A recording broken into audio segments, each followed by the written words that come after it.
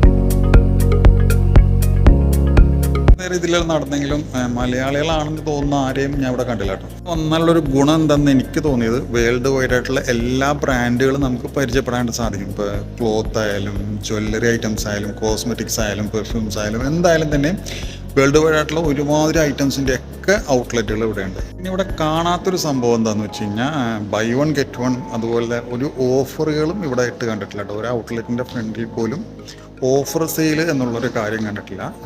എനിക്ക് തോന്നുന്നു ഇവിടെ വരുന്ന കസ്റ്റമേഴ്സ് ആ ഒരു രീതിയിലുള്ളതായതുകൊണ്ടാണെന്ന് തോന്നുന്നു കേട്ടോ.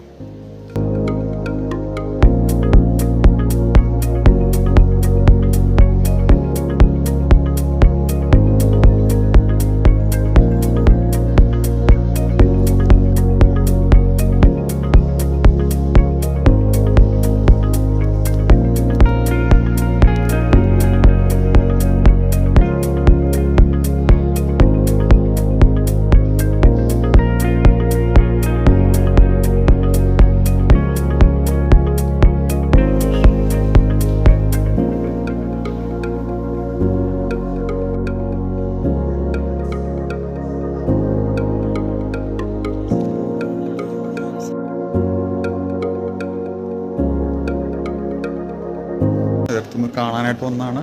ഇതിൻ്റെ കാര്യങ്ങൾ നിങ്ങളെ ഒന്ന് കാണിക്കാനായിട്ട് സാധിച്ചു. അപ്പോൾ നമ്മളിനി ഇറങ്ങാം. വീഡിയോ ഇഷ്ടപ്പെട്ട് കഴിഞ്ഞാൽ ഒന്ന് ലൈക്ക് ചെയ്യുക, ഷെയർ ചെയ്യുക, കമൻറ്റ് ചെയ്യുക, ചാനൽ ഒന്ന് സബ്സ്ക്രൈബ് ചെയ്യുക. പുതിയ പുതിയ വീഡിയോസൊക്കെ ആയിട്ട് വീണ്ടും കാണാം. അതിലേക്കും bye, see you, signing off Ajmal story.